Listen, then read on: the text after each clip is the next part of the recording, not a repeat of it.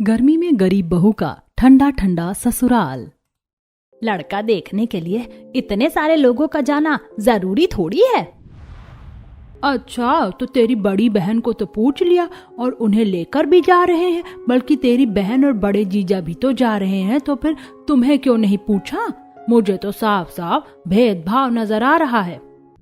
ये सब सुनकर शांति को बहुत बुरा लगता है और उसके बाद वो और कुछ नहीं कहती। थोड़ी देर बात करने के बाद जब कॉल कट हो जाता है शांति को परेशान देखकर।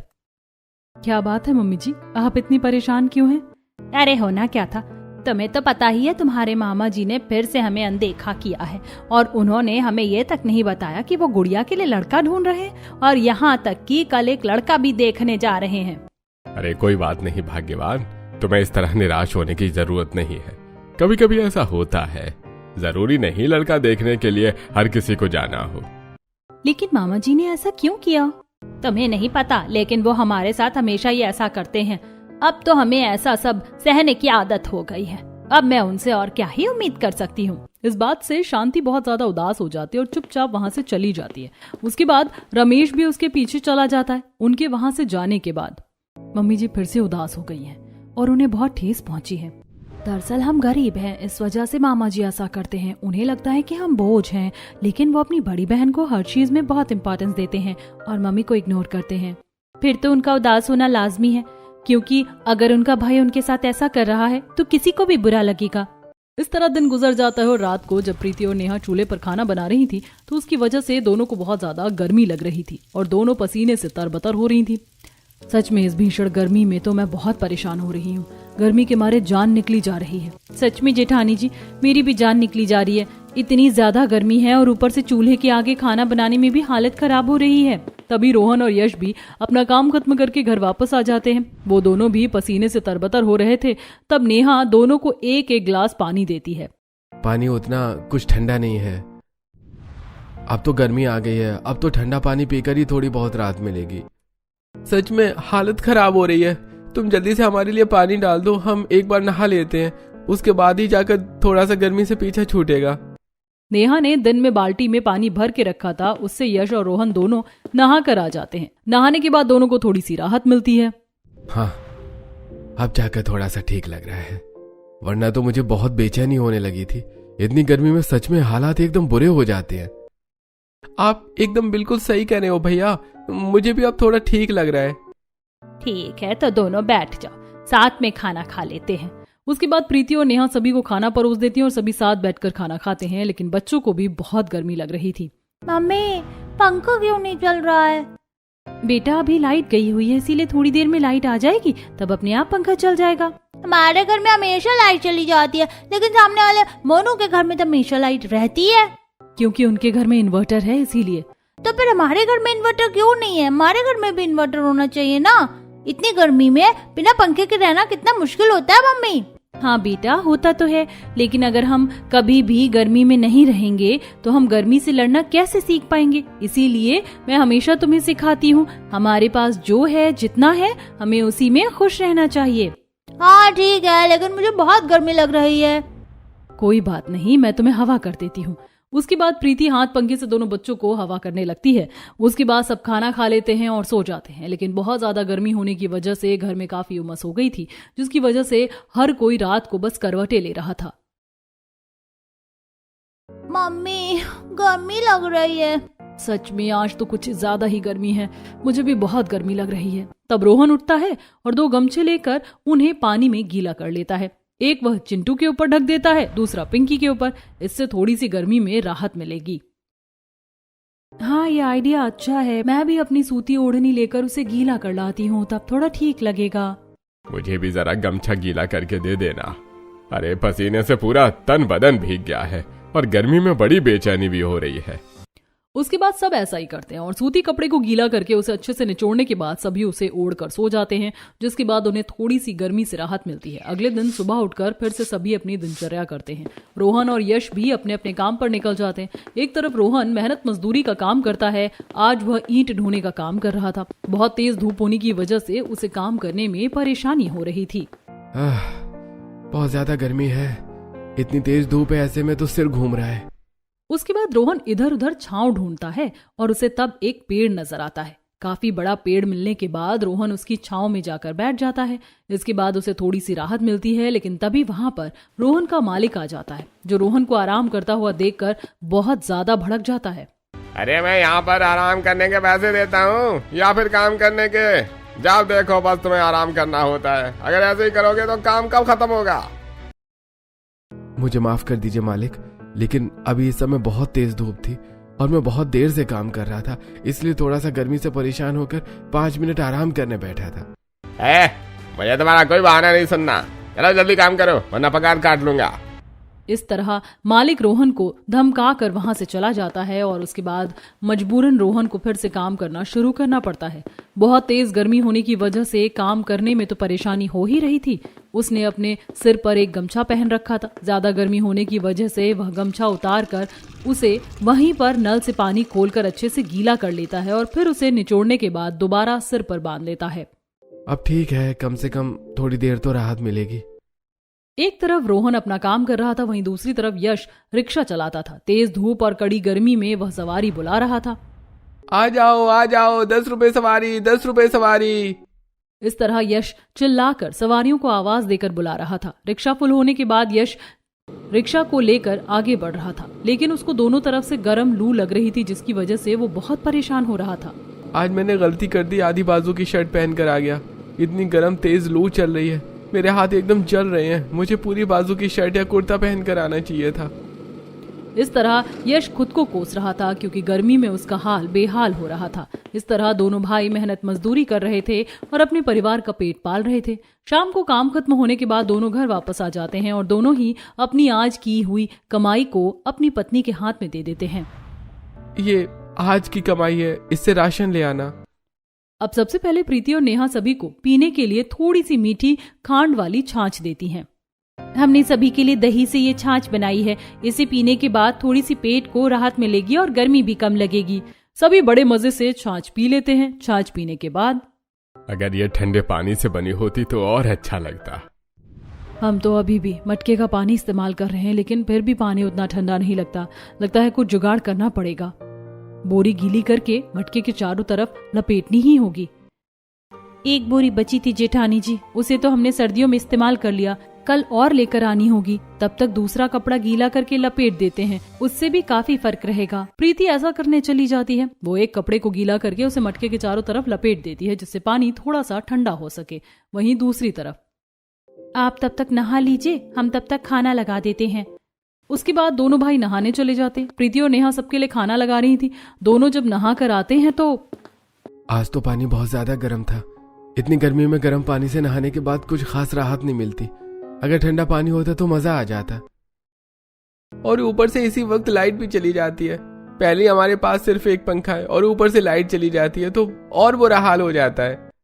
अरे पिछली बार तो हमारे पास कम से कम एक फर्राटा तो था, वो भी खराब हो गया।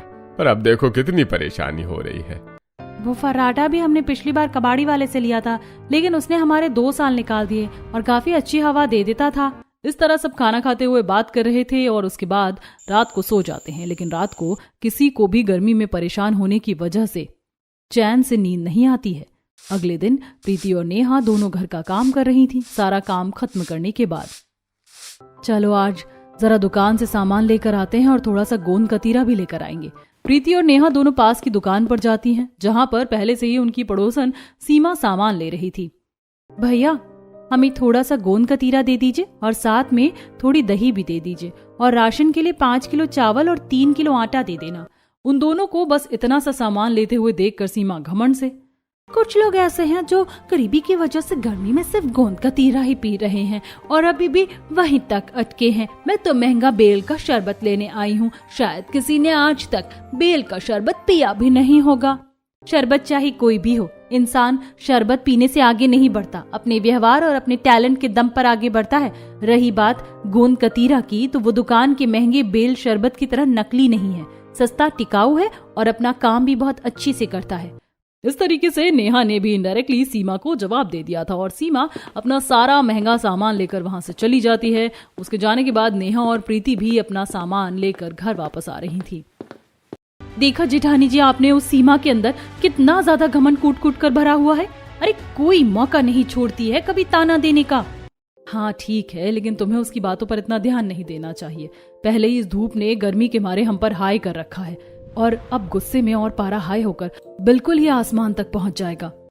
दोनों सारा सामान लेकर घर आती हैं, लेकिन तभी देखती हैं कि घर के आंगन में उनके ससुर रमेश बेहोश पड़े हुए थे और शांति और रिया उन्हें उठाने की कोशिश कर रही थी। अजी आपको क्या हो गया? आप अपनी आंखें खोलिए। प्रीति और नेहा दोनों सामान रखकर दौड़ती हुई रमेश के पास जाती हैं। उसके बाद सभी मिलकर रमेश को घर के अंदर ले जाते हैं और चारपाई पर लेटा देते हैं और प्रीति एक रुमाल को पानी में निचोड़ने के बाद रमेश के सिर पर रख देती है। तभी वहां पर डॉक्टर को बुलाया जाता है और डॉक्टर रमेश को एग्जामिन करने के बाद बताते हैं, देखिए इन्हें हीट स्ट्रोक हुआ है। वो क्या होता है? हीट स्ट्रोक का मतलब होता है कि इन्हें गर्मी की लू लग गई है, इसकी वजह से इन्हें बेहोशी हुई। अभी आपने ठंडे पानी की पट्टी सिर पर रख दी तो अच्छा किया। मैंने भी इन्हें कुछ दवाई दी है, लेकिन अब आप लोगों को ज्यादा ध्यान देने की जरूरत है। सच कहूं तो आपके घर में बहुत गर्मी है और उमस भी बहुत ज्यादा है। ऐसे में इतनी गर्मी में आप यहाँ पर कैसे रह सकते हैं? इसी तरह से हीट स्ट्रोक होता है। आप लोगों को थोड़ा ध्यान रखना होगा और इन्हें ठंडी जगह पर रखना होगा ताकि दोबारा ऐसी नौबत ना आ सके। और खाने पीने में भी आप लोगों को सिर्फ ठंडा ही खाना खाना होगा। इतना कहकर डॉक्टर वहां से चला जाता है और डॉक्टर के जाने के बाद सभी बहुत परेशान होकर आपस में बात कर रहे थे। हमारे पास तो पैसे नहीं है और ना ही हमारे पास कोई घर में ऐसी चीज है जिसकी वजह से हम गर्मी से बच सके। समझ नहीं आ रहा क्या करें। हमारे घर में तो एक पंखे के अलावा और कुछ भी नहीं है और देखो तो जरा कैसे खिड़की और दरवाजे से इतनी कड़क तेज धूप घर के अंदर तक आ रही है, तो घर में गर्मी ही होगी। लेकिन हमें कुछ तो करना ही होगा, ऐसे में तो हालत और ज्यादा बुरी हो जाएगी। सब इस बारे में बात कर रहे थे और हर कोई इस चीज को लेकर काफी परेशान था। तब प्रीति सभी के लिए मटके के पानी में गोंद कतीरा मिलाकर उनके लिए शरबत लेकर आती है। हर कोई उसे पीता और पीने के बाद सबको अच्छा लगता है। आज तो पानी ठंडा लग रहा है, ऐसा कैसे हो गया? मैंने आज बोरे को अच्छे से गीला करने के बाद उसे मटके के चारों तरफ लपेट दिया था, इसीलिए आज पानी में थोड़ी राहत है। पापा, अब आपको कैसा लग रहा है? अरे अब थोड़ा ठीक लग रहा है, वरना ऐसा लग रहा था मानो मेरे शरीर से जैसे जान निकल गई हो। इस तरह गर्मी में काफी परेशानी में उनके दिन गुजर रहे थे। तब प्रीति के पास उसकी माँ का कॉल आता है। और बताओ प्रीति बेटा, तुम कैसी हो? मुझे पता चला कि तुम्हारे ससुर जी की तबीयत काफी खराब हो गई थी, अब वो कैसे हैं? बस मम्मी क्या बताऊं, गर्मी के मारे हमारा बहुत बुरा हाल हो रहा है। पूरे घर में उमस हो जाती है और खिड़की और दरवाजे से भी तेज धूप अंदर तक आती है। अब तो हमारे पास सिर्फ एक पंखा है और उसमें कहाँ गर्मी खत्म होती है।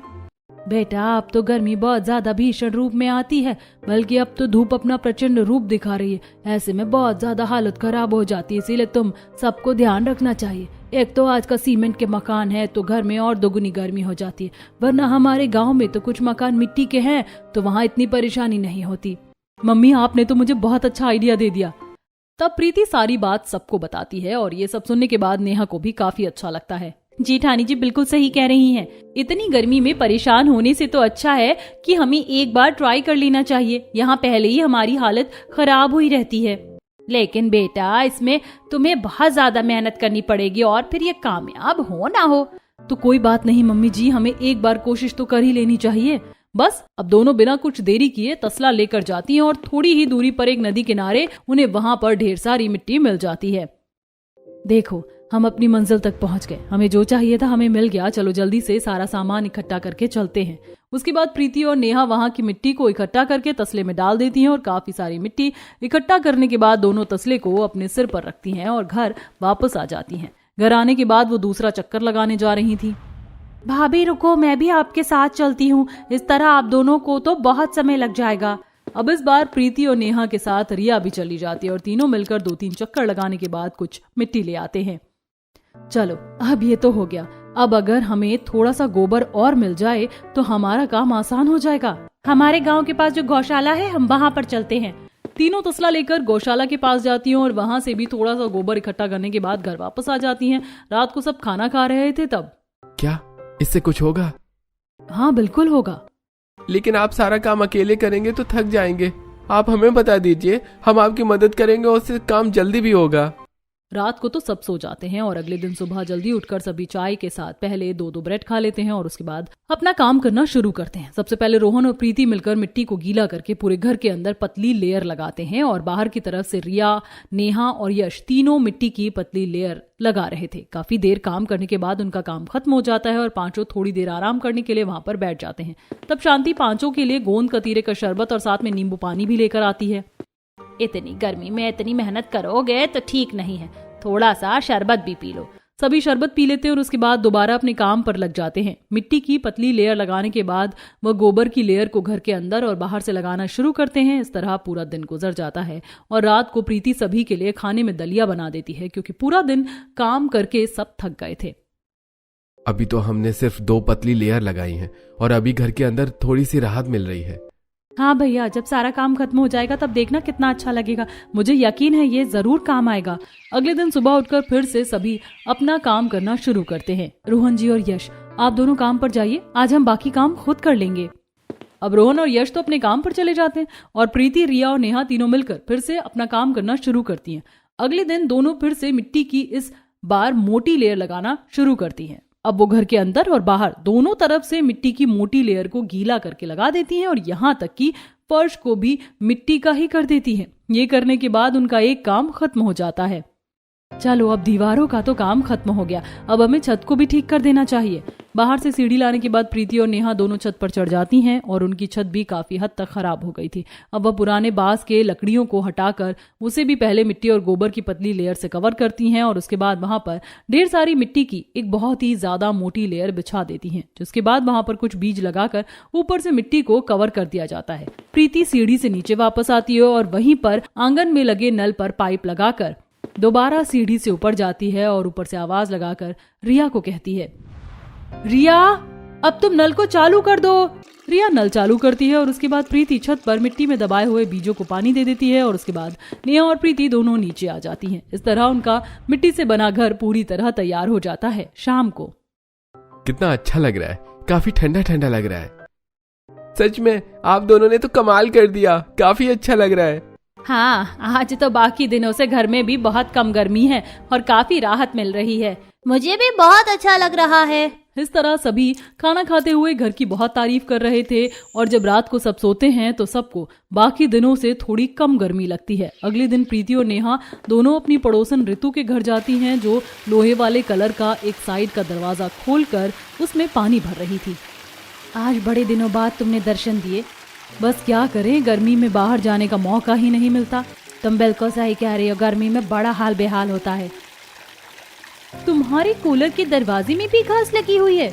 हाँ, ये तो हर लोहे के कूलर में लगी होती है। अब पानी भी तो ठंडा रखना होता है, बिना कूलर के तो गर्मी का मौसम निकालना बड़ा मुश्किल है। सही कहा। क्या तुम्हारे पास कुछ एक्स्ट्रा बोरी रखी है? हमें चाहिए थी।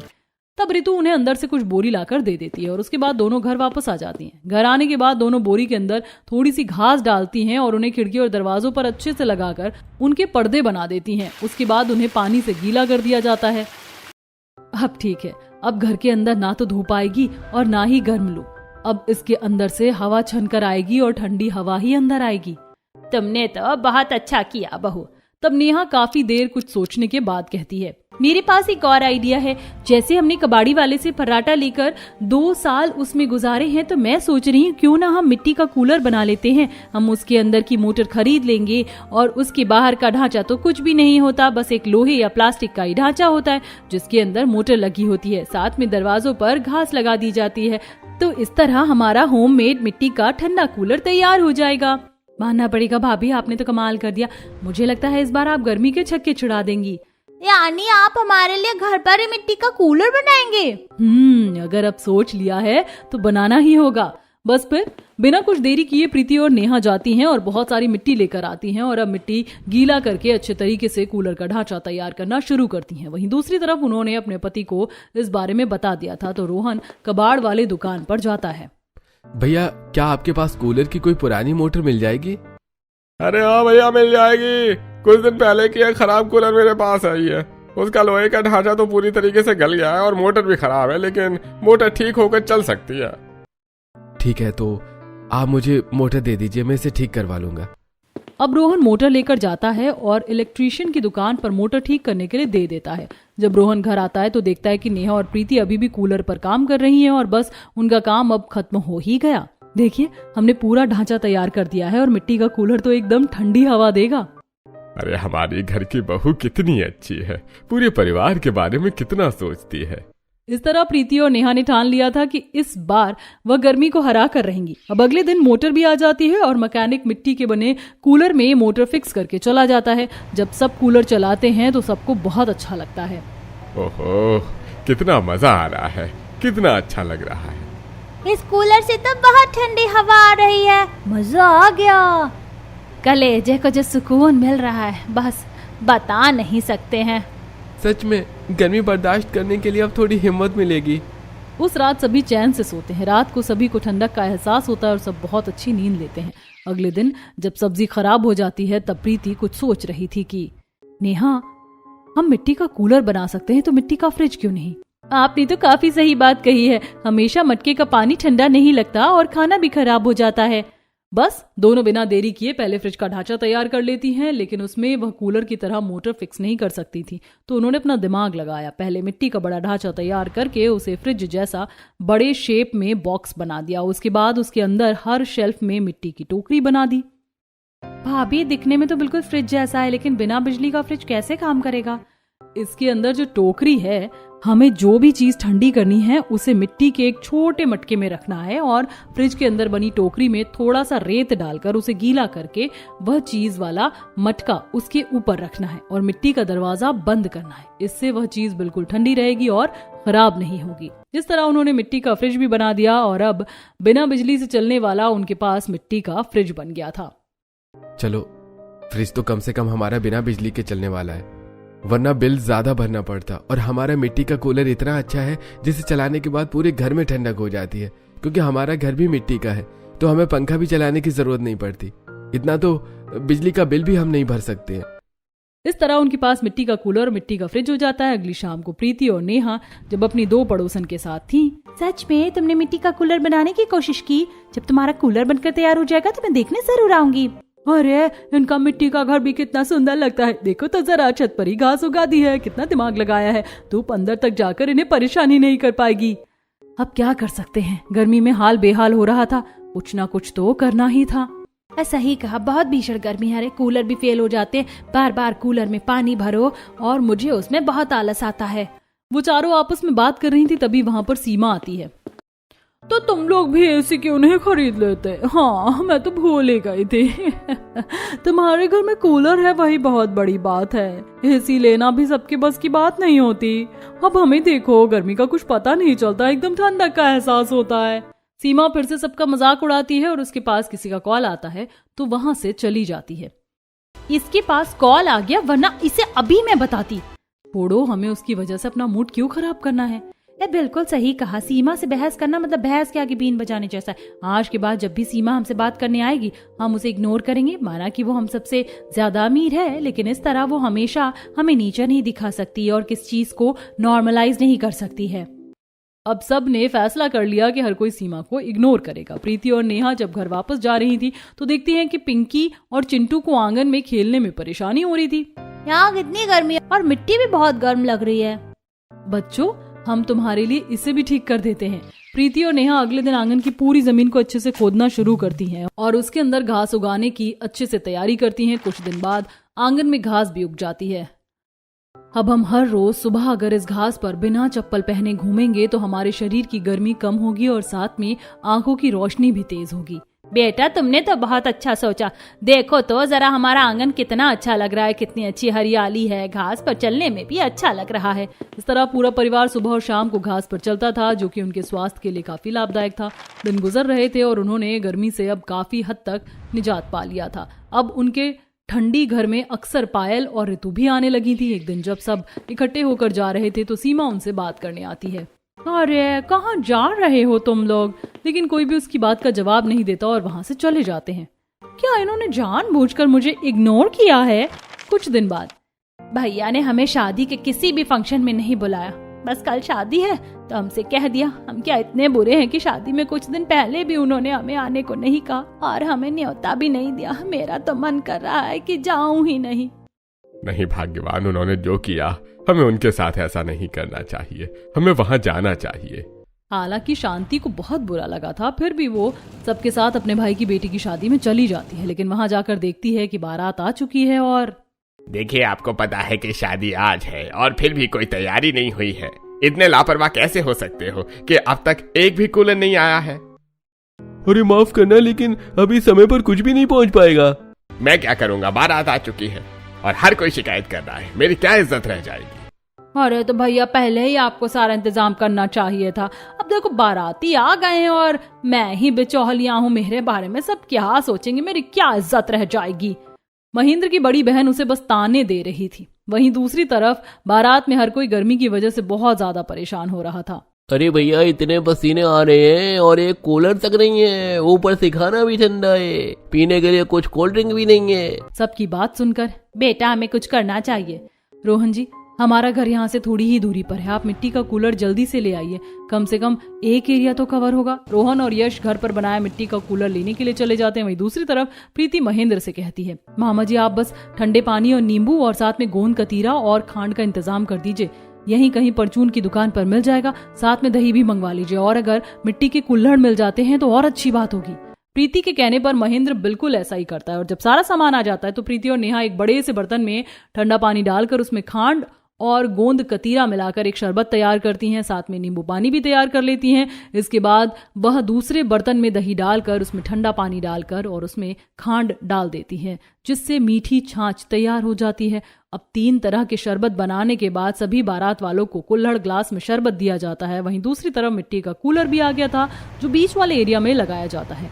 इसके बाद अब सभी बाराती को थोड़ी राहत मिलती है। अरे देखो तो कितना मस्त शरबत मिल रहा है, मैंने इससे स्वादिष्ट शरबत कभी नहीं पिया, पीने के बाद इतनी ठंडक मिल रही है, मजा आ गया। और देखो तो मिट्टी का कूलर कितनी ज्यादा ठंडी हवा दे रहा है। शांति महेंद्र के पास जाती है, भैया हालात थोड़ा सुधर गए हैं, अब आप जल्दी से दूसरी जगह से कूलर का इंतजाम कर लीजिए।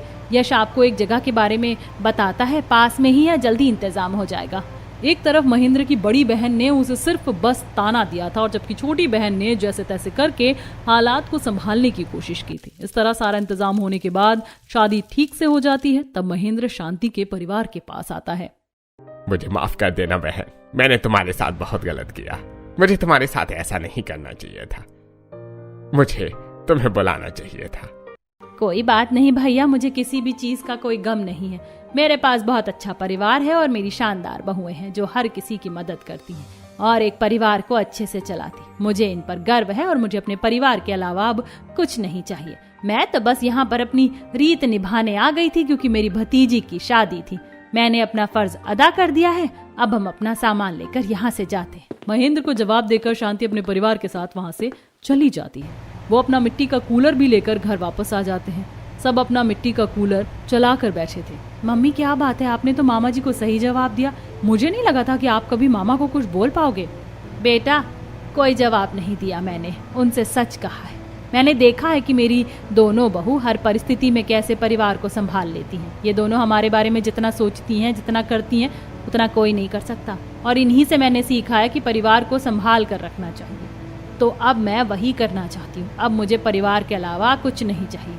अब कोई चाहे हमें गरीब होने पर बुलाए या ना बुलाए, मुझे कोई फर्क नहीं पड़ता। इस तरह शांति मजबूत हो जाती है और सीख लेती है कि परिवार के अलावा खुशी कहीं और नहीं होती। वहीं दूसरी तरफ जब मोहल्ले में चारों बहू आपस में बात कर रही थी और सीमा वहां आती है तो सब उसे इग्नोर करके जा रहे थे, तो वो उन्हें रोकती है। अरे फिर से मुझे इग्नोर करके मत जाओ, अब तो मुझे माफ कर दो, मुझे गलती का एहसास हो गया है, मैं आगे से ऐसा नहीं करूंगी। अगर तुम्हें सच में गलती का एहसास है तो तुम हमारे साथ रह सकती हो, वरना नहीं। हाँ बाबा हाँ, मैं गलत हूँ। तो चलो हम प्रीति और नेहा के घर जा रहे हैं, ठंडे ठंडे कूल कूल वाले घर में। अब सभी प्रीति और नेहा के घर जाते हैं, जहाँ पर घर के अंदर जाते ही उन्हें ठंडक का एहसास होता है। सीमा भी अंदर से मिट्टी के घर की ठंडक को देखकर काफी हैरान थी और साथ में मिट्टी का कूलर और मिट्टी का फ्रिज देखकर वह अचंभित हो गई। तुमने तो सच में कमाल कर दिया, कितना अच्छा है सब। हमने कहा था ना, कुछ भी हो सकता है, बस करने का जुनून और इतिहास लिखने का दम होना चाहिए। इस तरह हर कोई जो भी उनका बना मिट्टी का घर और मिट्टी का कूलर और फ्रिज देखता है तो हैरान हो जाता है और उनके जज्बे की दाद देता है कि कि किस तरह उन्होंने विपरीत परिस्थितियों के बाद भी गर्मी को अच्छी धूल चटाई है।